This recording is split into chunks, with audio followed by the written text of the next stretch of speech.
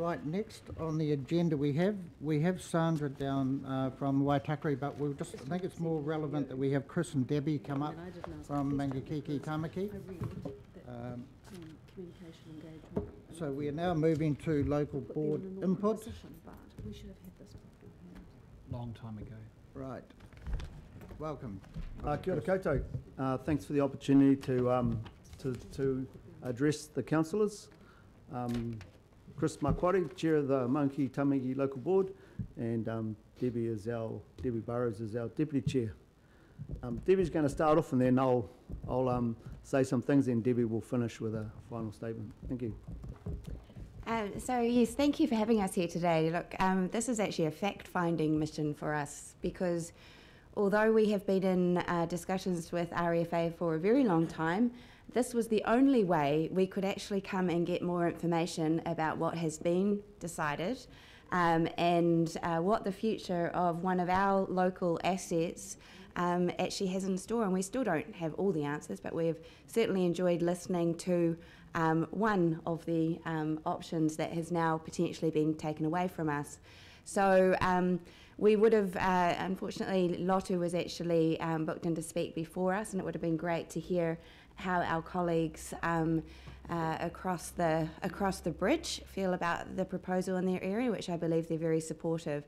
And look, we understand this is a commercial decision, and we understand that, you know, the chair just said, I think in one of the closing comments, that look, the council are not putting in all the funding for this. So of course, when funding is coming from elsewhere, those people from elsewhere get to make some decisions in the process. And from where we sit, we started discussions with RFA some time ago. We've got the letter that Josephine mentioned from February.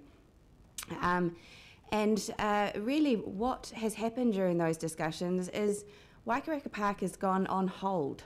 So we have a grandstand that is in a state of disrepair.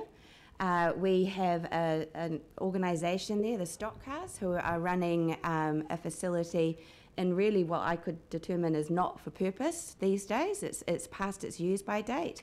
They have a lease that expired, and we renewed on a short-term lease just while we were going through these discussions. And their lives are on hold, and to a certain extent ours have been a little on hold as well, or a lot on hold, because we have the larger Waikareka development in terms of the sports development to also be considering the East-West link, potential upgrades to Nielsen Street, impact to parking, all sorts of things that have really gone on hold while we were given the assurance by RFA that their preferred site was Waikareka Park. Now, I'm not a motorsport enthusiast.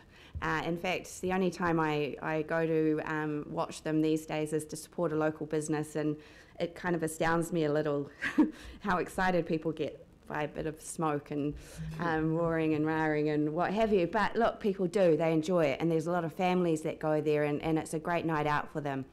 But look, my naivety would presume that if RFA had a decision that said their preferred site was Waikareka, I'm now surprised to hear Speedway's proposal or opinion that the two sports are not compatible on the same site. I'm also surprised to hear that one of the reasons for that is because of the downgrade of the development that's now being discussed. When we were first given the original designs, we were talking a $30 to $40 million development. It's not confidential because we've been banding those numbers around today. I believe, and I've made an assumption here, that that would be with input from Speedway. Now, when Speedway started not supporting that development was when the RFA proposed development, of course, came down a few notches because it came down to a council bucket in its own. Now, for me, RFA, it's regional facilities. It's not about providing a site for a commercial operation that is then exclusive and at the cost of our community organisations. The club, the Stockcars, that's a club. They will never have the type of investment that's being proposed by Bill Buckley. But should they be impacted by this decision? Now, like I say, I do support Collindale. I think there are some issues there, but I really have issues with these decisions being made behind closed doors. The process, the transparency, the fact that we've been led along, the fact that Speedway now say they made the decision at the end of last year, but we were still in discussions with RFA until recently, by the way, and it only stopped because they stopped returning our calls, not because we stopped attending meetings. So it's disappointing. We did not hear anything first before it went public. Also disappointing. Lotto did actually get the courtesy of that phone call. We did not. Now, where does that make us stand as a local board, as a local authority, where we are accountable to our constituents who are asking these questions? Very good question. So that's why we're here today, to get information, to express our discontent with the process. We also want to know what this means to Stock Car and Waikaraka. And we're not prepared to sit around for another 2.5 years or however long it might take for this MOU to go through its process. I'm sure it won't take 2.5, but you know, we've been sitting around waiting all this time. Show us some respect and courtesy. That's all we're saying. Yeah, well done. Yeah, so Debbie's elected from the Maungakiki side, I'm elected from the Tamaki side, but as a collective we have to represent our whole community. Hand on heart, I used to live in Well Park Ave, just around the corner from Speedway. Me and my brother used to go there quite regularly. I'd go to Waikaraka Park and watch stock cars. To me, they look the same. They're both vehicles going around the corner. So to hear the stuff around the fences and all that sort of stuff was quite, it was new to me, I suppose. But in the reality of it, we need to spend the money wisely and we need to spend it in the right place. The reality is that this will move to Collindale Park. We'll still have a grandstand that needs $5 million to make it work, and it's an historical grandstand. Now that means there's another $5 million added onto this project, because the reality is council will have to invest in that grandstand. We can't pull it out of our LDI. That's just too much, and it just does not seem fair that we should have to pull that out of our LDI to look after an historic building. It's been there for a long time. Make the decision that's best for Auckland of where the best site to suit a place and where the best investment should be. That's all we ask. You've got the final say. Oh look, you know, you've heard it all. I've heard some great questions by around the table. It's just been a shock. Councillor Watson talked about it, you know, an overnight change. Look, a sceptic would say that it's great now to hear a lot of support for Western Springs that wasn't there before. Well, I guess if your Auckland Airport is being potentially disrupted by this decision, now suddenly Western Springs does get that support. Now, I realise that's a big assumption, but it just feels very, you know, it's been done behind our backs. We haven't been involved in the discussion, and it's very disappointing. And in light of, you know, some other decisions that have been made recently, it's just another concern that we have. I would also like to point out, when I was reading through one of the schedules to do with some of the compliance that Auckland Council are helping to assist with this process, and pyrotechnics by the airport. I'm not entirely sure how that one is going to play out. Also lack of public transport out there, and yet, you know, liquor licence, and we all know motorsports are alcohol-fuelled events. We've got Waikaraka Park, we've got Western Springs, both are on public transport lines. So there's just all of that I feel it's not being considered in its entirety. Thank you. Councillor Newman. Thank you, Debbie and Chris. I haven't been familiar with the discussions that you've been party to. Can you, you've indicated that an assurance was given by RFA that their preferred venue was Waikaraka Park. When was that assurance communicated and in what form? That's the first question, please. So we had verbal assurance last year, and it was actually through Josephine, Councillor Bartley's insistence that we got it in writing, because we did feel it was taking up a lot of our time and resource, and we were having to make commitments. I mean, assurances that we were being asked from RFA was, would the lease be put in RFA's name and not in Stock Cars? So we were having to have these conversations whilst also having conversations with stock cars about their lease renewal. So Councillor Bartley asked, I think in a very smart move, we need this in writing, and we eventually got that in February. But these were frequent and lengthy conversations that we were having. We've seen designs, we've seen, this is not just pie in the sky. We've still got to do lots of work on this. This is full-blown concept designs with costings. Follow up. So Councillor Bartley is wise, and I'm wondering if that letter could be communicated as well. I'd like to see it. You mentioned that until recently, the discussion and the confidence that you had understood until recently. When was the until recently? It was actually it was me. I discovered it when I chaired I attended a chairs meeting. Yep. And Councillor Bartley was there, and she said, "Did you know that Speedway have had a seat at the table recently at the finance and performance meeting?" And I said, "No, that I was not aware, and I was uncertain what could have been discussed at that time."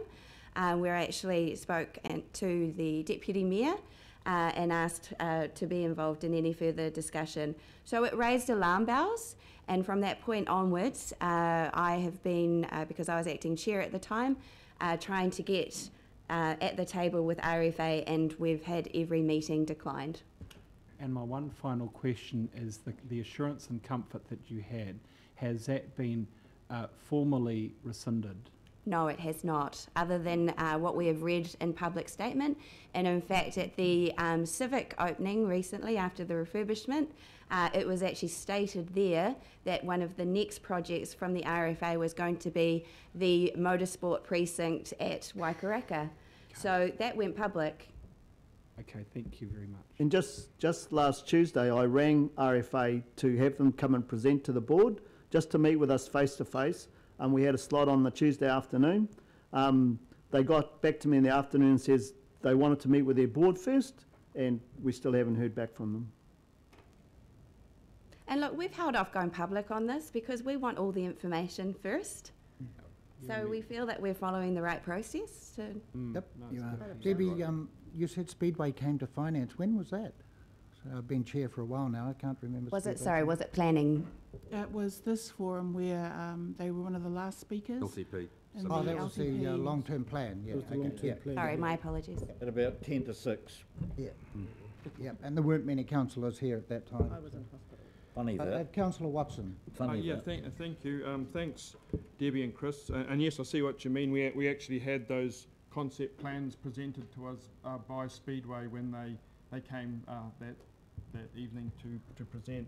And just in terms of those discussions, because boy, you learn something every day, and I'm learning a few things today. The first of which was the manifestation of this $30 to $40 million do-up job at Western Springs. First time I've ever heard that. The other $30 or $40 million one I want to ask you about, though, is the Waikaraka one. That was the ballpark that was getting discussed in your discussions with RFA. In the early days, yes, and then it downsized to 10 million, and putting 1 + 1 and equaling 4, I'm assuming that's when Speedway might have signalled to RFA that they were no longer involved, but I'm making a lot of assumptions because we were never confirmed that. Okay, yeah, figures from RFA can be very hard to follow. I remember about the 100 million at Mount Smart. My other question, however, is to do with, and you mentioned the kind of the private benefit as opposed to the public or community benefit. Were you aware that prior to the early 2000s that the Speedway licence to operate, if you like, at Western Springs was an open tender, i.e. it wasn't confined to one entity? No, but that's interesting. Yeah. And so is the potential naming rights being offered at Collindale. Right, thank you. Right, any further questions? Oh, thanks, Josephine. Okay, Josephine, would you, sorry, Councillor Bartley, would you like to move this vote of thanks? Yep, okay. I'll second. Councillor Fletcher can second. Thank Right, you very much. Thank you, Debbie, thank you, Chris. All right, all those in favour, say aye. Aye. Okay, Thank you. Right, we have Sandra, if you want to present on behalf of the Waitakere Rangers Local Board. Stadium up here. Greetings, councillors. Greetings. Can I just clarify, I did ask to be in public forum and I'm here in the local board slot. Oh, okay. I kind of didn't formally, I'm kind of not formally here on behalf of the local board, but I have the parks portfolio. So I was a little uncertain where I should be, so I'm okay. Where would you like to be? I'm okay in the local board slot.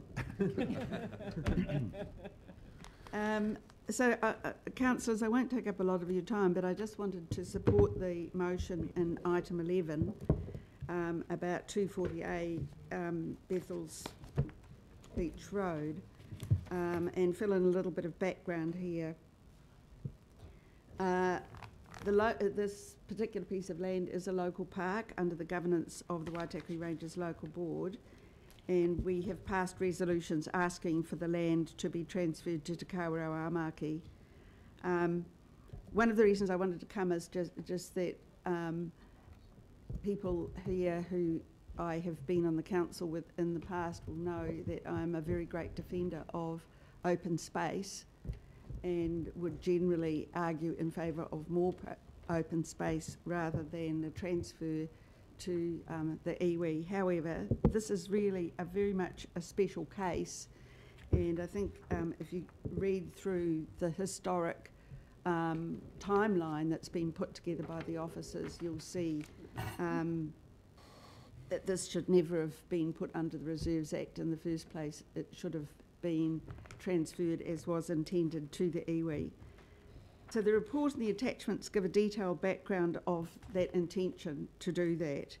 And I also just wanted to explain the final item in that timeline, 2014, a resolution by the local board to keep pursuing trying to have a lease arrangement with Te Kawerau Āmaki over the land.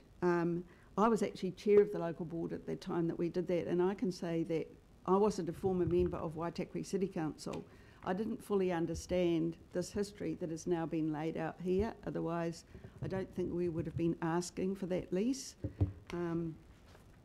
We would have been really pushing for the transfer of the land at that time. In case anybody's read the timeline and thinks, well, what's the local board up to? They asked for the lease to be pursued, and now they're saying they want the land to be transferred. In the interest of completeness too, something that was missing from the timeline was that I put a notice of motion about this matter to the local board on the 14th of December, which was passed. And what that notice of motion did was ask the council to undertake the process to lift the Reserves Act status and to transfer the money to the land to Te Kawerau Āmaki. And just for the completeness, I'd like to table this so that it becomes part of the minutes. The notice of motion explained that at the meeting on 3rd of December, where we were looking at Kari Dieback, Te Waranatawa mentioned a disquiet, unhappiness that the iwi had about that transfer not having occurred, and that led to my putting the notice of motion. And the local board definitely sees this as honouring an intention that was, as you can see from the timeline, has been there for well over a decade, but not carried right through. So we had a number of people come to the meeting where we discussed our position on the transfer of the land.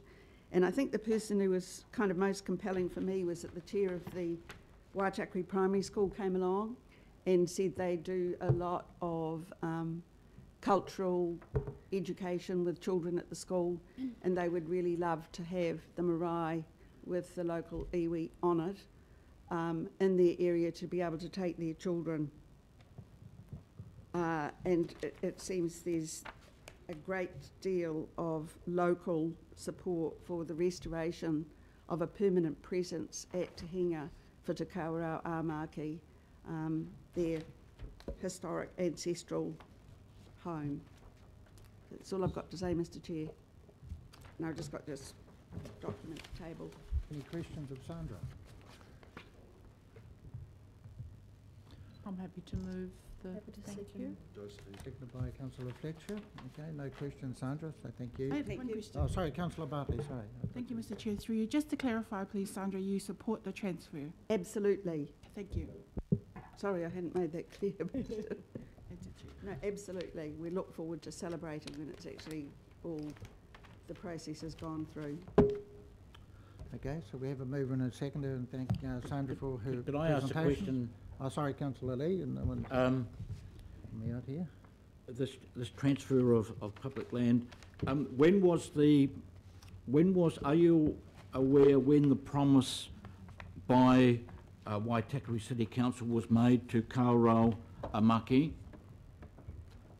I think that's have not been on Waitakere City Council and only picked up on this issue since I've become a member of the local board. I think it would be best to refer to the timeline because it kind of lays it out with some detail, or maybe one of the officers could answer that question. This is a significant area of land which I imagine costs a fair bit, so it's important that we get this right. Was there a commitment in writing that we're honouring here, or did just somebody say something that we're honouring? I think we need to have a paper trail here if we're alienating public land to whomever. I So- would say if you, with the timeline that's laid out, there were repeated promises and repeated arrangements that were entered into. And as I'm sure, I mean, I could sit here and read it and look for the bits, but it's all sort of laid out there, and maybe our former Waitakere City Councillors are So able to. we don't know, but We do. The answer is yes. There's a paper trail. There's an agreement in writing between Waitakere Council and Te Kaurau Amaki. Absolutely, clearly the paper trail there is a paper there. trail. There It would be is. good for us to see it, I think. Well, it's very big. Can I ask also, why wasn't, it's 8 years on now, why wasn't the commitment honoured? Do we know? Well, once again, I can't Okay, I answer think we'll that. wait to the item for that, so thank you, Sandra. And councillor Holt So will be able to we- elucidate a bit more at that time. I mean, I think the local board feels that this needs to go through because it is remedying a grievance. Right, sorry, Member Honeck. I was going to just ask Sandra one question.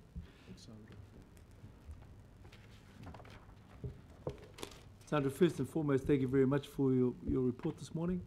And the question I'd like to ask really is, and I understand your explanation earlier on while you were a member of the Waitakere local board earlier and previously. You're confident that you had full support from the board at that time, I guess, to make your former decision where you weren't in agreement of transferring the land? Yes, we've actually made the decision twice. So we passed the notice of motion in December, and then I don't know why the staff came back and asked us again, you know, whether we supported the transfer. We once again passed resolutions to say yes, so it's been fully discussed by the board on 2 occasions, and so that support, and the support's 100% behind it. Yeah, thank you very much. You know, what I would like to say is that it's for ourselves, I think it's very confirming that you've looked into it really thoroughly and properly, and with your experience as a local board member, and you support this as we do. So thank you very much for that. Thank you. And it was, Honeck, right, well, we have a mover and a seconder. I'll put that to thank for their presentation. All those in favour? Aye. Okay, against? No one against. Right, budget to conduct a by-election. Oh, sorry, extraordinary, I'm rushing ahead. Extraordinary business, there is none, and there is notice of motion, there is none, and now we have Marguerite. Okay. And Katie, or just Marguerite? That's just me, councillor, today. Good morning, councillors and Mr Mayor. I'm just here to ask again for some money to conduct a by-election. Following the passing of Councillor Quacks, we've got a vacancy in the Howick ward, and by law we do need to organise the by-election, so it's just a request for the budget. you have the paper in front of you, moved by councillor Newman, Oh, it should be Sharon Have to do it. might want to move.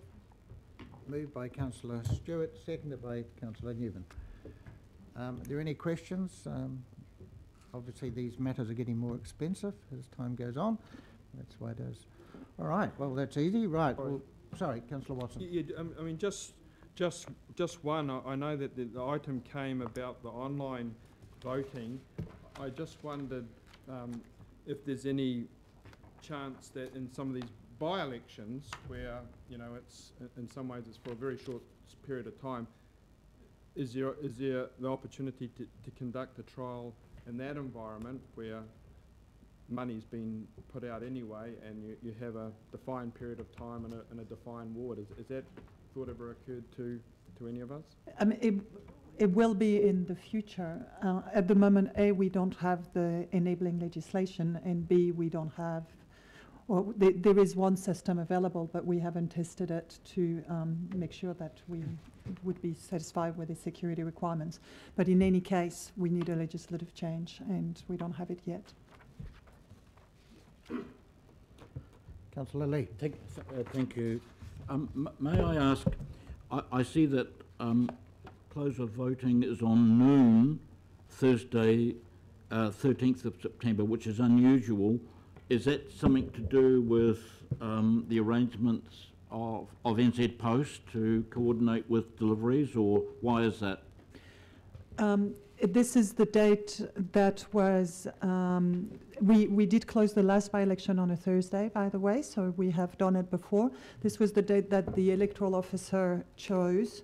The advantage of closing on a Thursday is that we can get in touch with the Electoral Commission that same afternoon to verify the special votes. So the electoral officer needs to have access to the roll via the Electoral Commission. If we and we can do that as soon as voting closes. If we do that on a Saturday, we have to wait until the Monday, and we can't have the final results. Okay, so what I'm concerned about is it became very apparent in the last general local body election that if you cast a vote after, or posted a vote after the Wednesday, it would be unlikely that the vote would arrive in time to be counted. So effectively, given the difficulty of getting envelopes to letterboxes and or postal boxes and so on, it effectively shut down the election period from the Wednesday night on. So is there any, in regard to this and the forthcoming general local body election, is there any intention to discuss better coordination with NZ Post in getting these postal votes back to be counted? Yes, we do have that discussion with New Zealand Post, absolutely. Thank you. Okay, right, we have a mover and a seconder, so I'll put the resolution. All those in favour? Aye. Against? None against. Right, we'll do one more item and then have a break. So we'll just do, so it's Stephen or Alistair coming forward.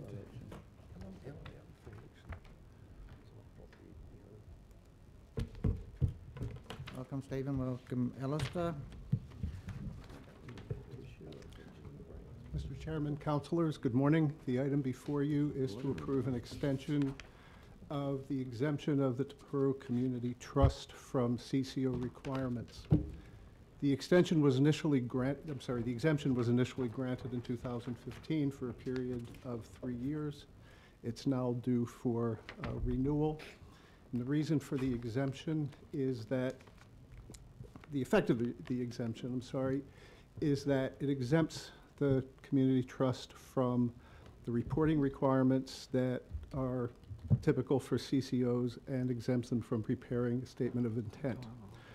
The reason that that decision was originally taken and we consider to be still relevant is that Te Puru is bound by a funding agreement through the Franklin Local Board for their council funding, which is $325,000. That funding agreement has a more rigorous reporting requirement than they would otherwise be obligated to provide to council, and the contents of that funding agreement and other documents basically amount to a statement of intent in all but name only. So it is felt that by granting the exemption, we are not really giving up any amount of accountability for the Te Puru Trust, and it does simplify some of the paperwork between the trust and council. Any questions? Councillor Cashmore? Yep. So I support what the intent is here, and I'd like to move it, Mr Chair, in supporting the local board. Last term there was some investigations doing about the disestablishment of this particular CCO to form some other entity for its governance and management. I presume because of that work is no longer proceeding? That, you want to go with that?